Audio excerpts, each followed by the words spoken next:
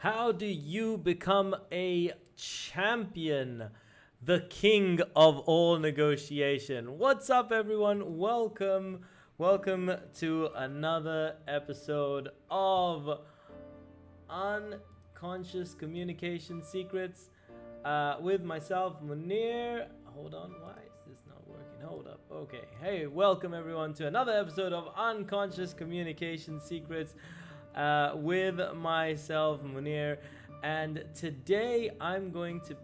hold on. Whoa. With myself, Muneer. Today I'm going to be talking to you about negotiation and how you can ultimately become a killer negotiator, like amazing at negotiation. So, and how you can become the king of the deal. So, let me move on and let's start talking about the art of negotiation and how you can ultimately achieve so much when it comes to negotiation. How you can use unconscious communication. How you can get the right deal for you. So, first of all, I wanna just preface this by what is negotiation. So many people feel like negotiation is a me versus you, or us versus them, or it's a versus battle, right? And ultimately, people that think that way are not great negotiators. Like, you're not gonna get great results if you think it's an us versus them, right? A negotiation is successful when it's a win-win, right? So you have to ultimately start to think of a negotiation as a way of finding a win-win. If it isn't a win-win, if both parties aren't going to come out with a win, then there's no real kind of negotiation going on, right? They want something, you want something. When both people get something, it's a win-win. This is hugely important, because when you start to appreciate that negotiation is a win-win, and you start to think about how can I help other people win, boom, that's it. That will take your skills to the next level. Hey Mohammed, how you doing, buddy? The music is not loud. There's no more music. Can you hear me okay now? Well, thanks for tuning in. Anyhow, great to see you, Mohammed. Really appreciate you coming on. Hold on, maybe let me just increase the volume on here. Okay, hopefully that works a little bit better. All right, so negotiation, like I say, it's a collaborative effort. It's not a me versus you. It's not us versus them. It is a win-win. You get this right, I'm telling you, this is the key to negotiating effectively. You want to get results, get this key thing in your mind. Like when you go to a restaurant, right? It's not a me versus you. The restaurant want your business. They are happy and you want a good meal. That is a win-win. I know you're not negotiating back and forth, but ultimately that's the whole concept behind the negotiation. Finding a deal that works for both people. And when you can understand this at a conceptual level, like it will skyrocket your negotiation to a whole nother level. Hold on, wait. Okay, cool. I didn't realize there was music playing. Now I do. Okay. Is that better, Mohammed? I didn't realize there was music playing. I forgot about that. Okay. So, let's go on. So, negotiation. Think of it as a puzzle. You guys are coming together to put the pieces of a puzzle together in order to get a deal out of it. So, why is negotiating important? Ultimately, negotiating is so important because it will... Look, ultimately, you want to make money or you want to save money. Your skills at negotiating are going to help you immensely throughout your life. I've learned this skill like a number of years back, and I can't tell you how many times it's paid off. And I'm going to give you a couple of examples right now. So Okay, cool. So it's all working. Thanks, Mohammed. I appreciate you for letting me know. I did not realize that the music was playing, and now I got it. I got it.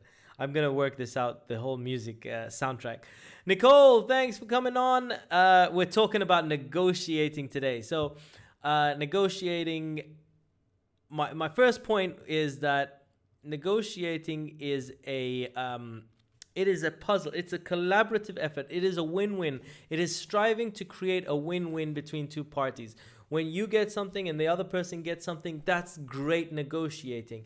So many people think of it as an us versus them. When you think of it as an us versus them, then you'll start to lose, because you're not looking at it in terms of their point of view. And when you don't think of it in their point of view, you're losing out on a key thing that would help. So let me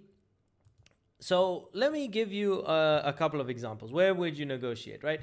You go to the souk, everyone negotiates. You're buying a car, you're going to negotiate. You're buying a house, you're going to negotiate. You're selling a house, you're selling a car, you're selling, everything comes down to negotiating. When you're getting a new job, and let me tell you, look at it this way, right, as well.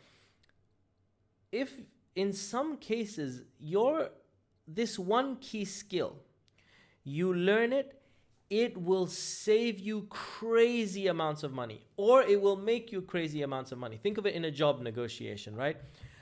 A job negotiation will take place maybe once, but you get paid monthly for the rest of for however long that you have that career. That every single month, if you aren't able to negotiate effectively, you're losing out every single month. Or if you aren't able to negotiate effectively in a house, in fact, I'll tell you my story right now.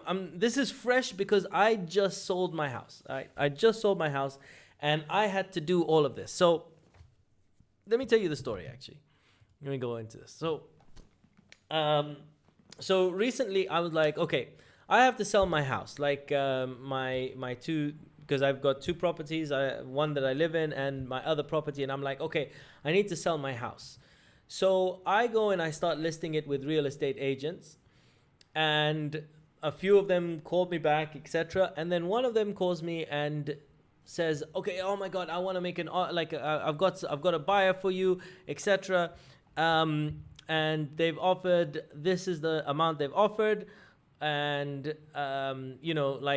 I got to tell you, that's what people are going for. Now, fortunately, in my head just a little bit before, I was like, okay, I need to research the whole market. I've done a couple of negotiating courses, one with the Shapiro Negotiations Institute. I've done all my persuasion, etc. I was like, okay, let me go and follow these principles. So I go into my framework and I'm like, okay, what am I doing? Number one, I've got to go and research what is happening in the market right now. What are the prices? What are the range of prices? So I find out what is the lowest price that's being listed. Very easy to find out. You go onto a website like Dubizzle and you see what's the top price, what's the lowest price, etc. So I find out a number of these things. So I find out what are people paying, what's the top price that people are paying, what's the lowest, and then I find out what are the market conditions. So this lady calls me up and says, oh, sir, we've got a buyer for you, etc. And she gives me what is under the market price that are being listed.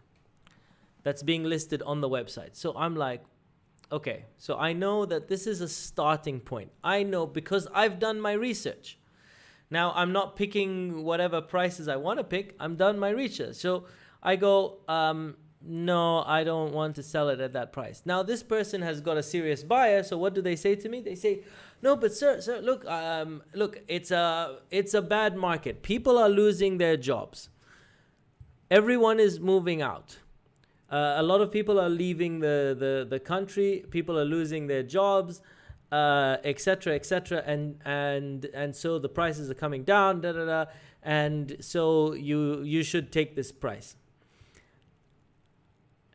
Now, if I had not done my research, if I had not looked into this, I might have been swayed. And believe me, a few people have been taken advantage of.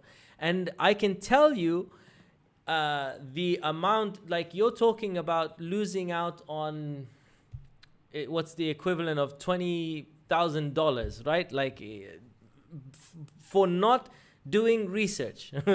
That's what like some people are being cheated out of. Cheated is a strong word.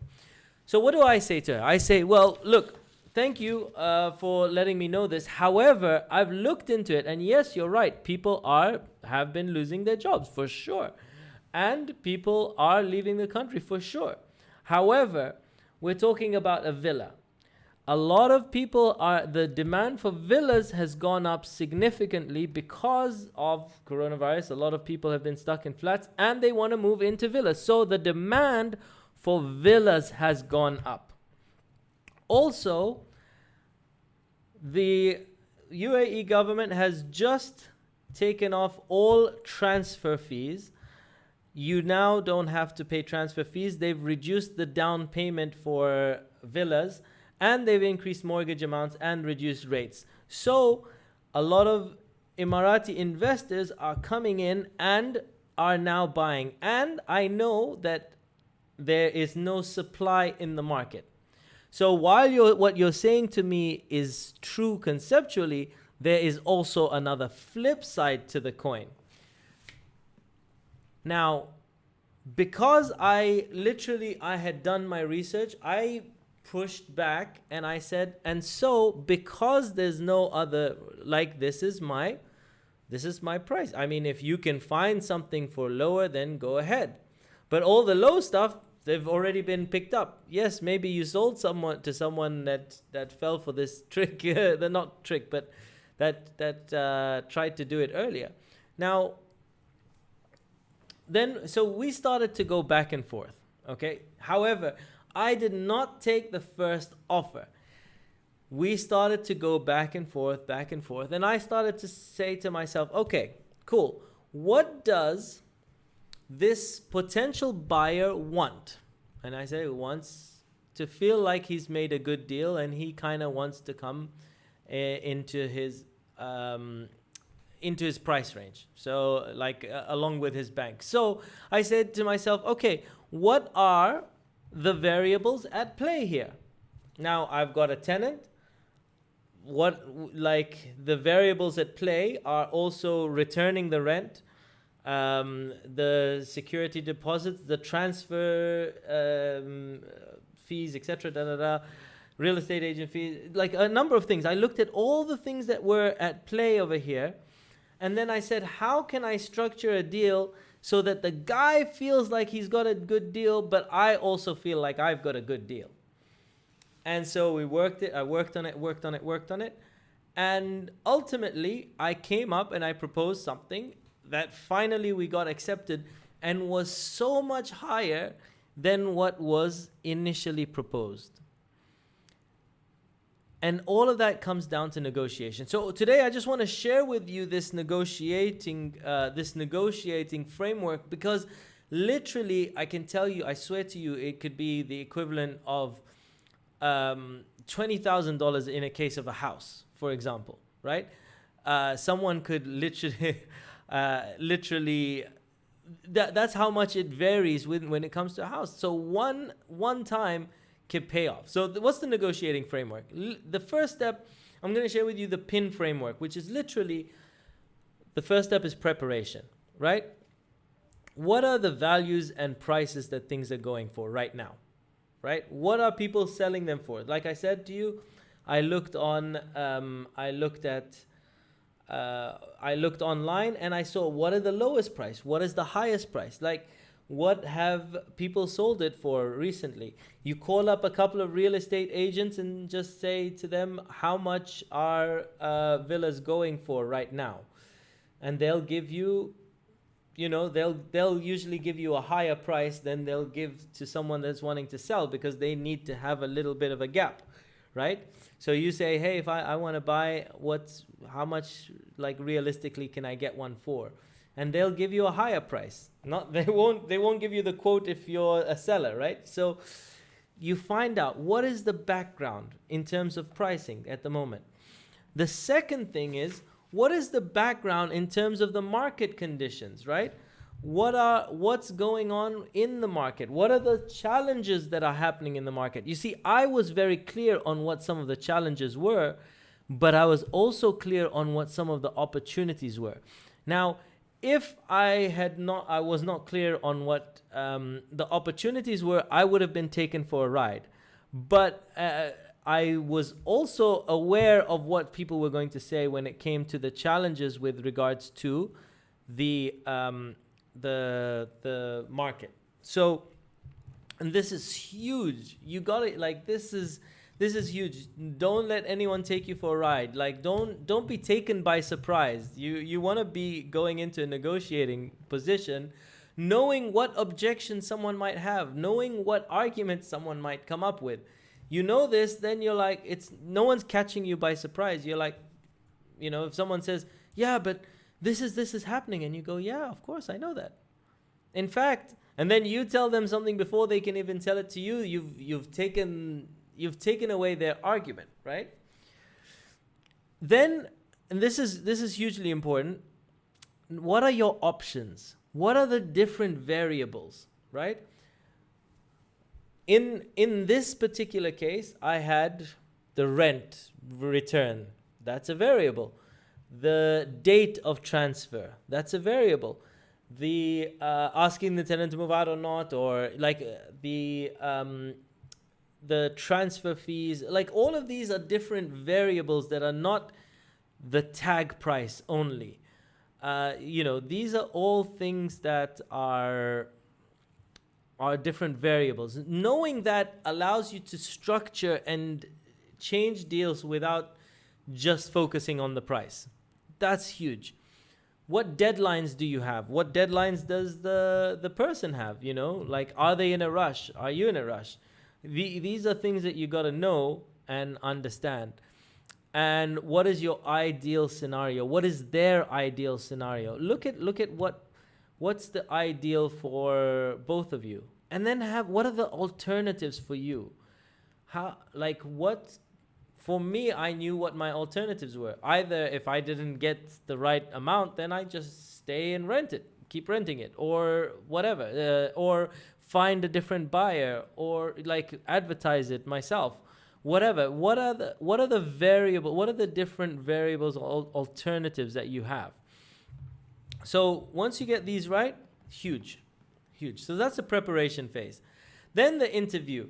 Once you've prepared, then just sort of speak to them and just sort of say, okay, you just ask a number of questions. This is where you dig for gold. So many people, when they negotiate, they just want to talk. Great negotiation is also about asking to find out what are their intentions. So, is this for you, or are you looking for it as an investment, right? These are things that I'd ask. And when are you looking to do a transfer? Why is this important to you? Why are you looking to get a house now?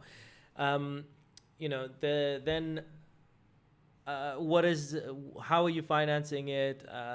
These are all things that I'd want to ask. But also, okay, so if someone comes to me and they go, yeah, but the market is this and this, I say, okay, great. So if my price is higher, why haven't you gone for anything else? What is it about my house that is of interest to you? And that suddenly you find out, well, I heard this thing is, but I haven't found a place at that price. So then you kind of know, okay, well, there is no house at that price. So why are you telling me it's at that price? So you want to be able to ask, negotiate, interview, ask the right kind of questions. And that's going to be hugely, hugely powerful in uncovering a lot of gold. Now, remember, also, negotiation, although you want to not be taken for a ride, you still want to give a person a feeling of a win. So when you're digging for gold in the negotiation phase, in the interview phase, that's when you're finding out what are some of the things that are important to them, because then you can just you can restructure using all the variables something that will help them feel like it's a win, but is also a win for you. This is the key. This is the key, because that's the next stage. Negotiate. Negotiate is like finding an offer, kind of structuring something that allows you to make the most. Now, I'll give you an example. Another example, again, with a house, right? When I bought my first property, I couldn't afford to get it completely. The bank would not give me the amount that I needed for the guy that was selling. And I was like, okay, how can I structure this so that that the guy feels like it's a win? And I just sort of said, I got creative, and I just sort of said, okay, well, you know what? You are looking to get this amount. I'm looking to, on paper, it be this amount, because that's how much the bank is only going to give me. So I said, all right, so let's do one thing. You're about to get a tenant, because you're moving out. Like, you're either going to get a tenant or this. I will rent the house for you, and the first year rent is yours. Like, or we'll rent the house, and the first year rent is yours. And but then you reduce it a little bit more, and then I can also then the bank approves it. And then you are interested in making a deal quickly, we can sign it straight away. So I'm giving them all the things that they want, closer to their price, a faster deal. You know, these are all the variables. And then that's how I managed to buy this property way under the value, but also what the bank would allow me at that time. So I hope that makes sense. But it's so powerful, because once you prepare, you understand what the variables are, and then you give a person a win. What would make this person happy? And then you find ways to propose different things that will allow them to feel like they made a deal, and you to feel like you've made a deal. You guys are so, then that's where it's all at. Win-win. You want a fast deal. I want a house. I can't afford it. You want a fast deal. You're looking for more money. I tell you what, we'll rent it, because and you're getting more money. You're getting a faster deal. You're da da da da da. What are the things? So Nicole's like, skills with a Z. That's right. But that's what it's all about. Like, I'm literally just following this framework. Prepare. If you start a conversation without knowing what the variables are and without knowing what the person wants, then you're in danger. That's where it's us versus them. But if you go in and you know what a person wants, boom, next level. Hey Miwa, thank. Good evening. How you doing? Oh, I have a hilarious one for you guys as well. So at university, this is another negotiating one, but was very cool. At university, our dorms had a budget for throwing events at the end of every year. And the guys that were in charge of the budget, they just didn't know how to throw a party, etc. They weren't really good, but they were kind of obliged to do something. It was my birthday that was coming up, and so I knew that this is what great negotiation is about: finding a win-win. I was a student at university, no money, right? No money at university, right? I have no money. But it's my birthday that's coming up, and I want to throw a big party. So I go up to the guys that are in charge of this, and I was like, look, I know that this is coming up. You guys have no way of, you don't know what to do with regards to throwing a party. You don't know where to start. um, for throwing a party for the dorm, etc. Let me tell you one thing, right? I'll be honest. It's my birthday that's coming up. I want to throw a big party. I will do one thing. I will throw an event. I'll call it Summer Jam. Okay? I won't say it's my birthday party. I'll call it Summer Jam. I will organize everything. You guys pay for all the you fund it. I will make sure that everyone in the dorm is invited. We make it extra special. I will hook up everything for you. Then on my birthday, I swear to you, it was hilarious. These guys are rolling in with like all these soft drinks, like buns for the barbecue. They're bringing everything in, and the guy is walking in to the birthday that they're funding, to my birthday party they funded, and he's going, "Thank you so much for doing this. I really appreciate it." And I'm like, "Yeah, no worries, no worries. Just put everything over there. Thanks so much. Yeah, you can just keep everything there." But you see, this is great negotiating. He felt like he won. He was like, "Oh, big headache taken off his, big headache taken off my wallet," right? This is great negotiating. How do you find a win for that person? How do you find a win for you?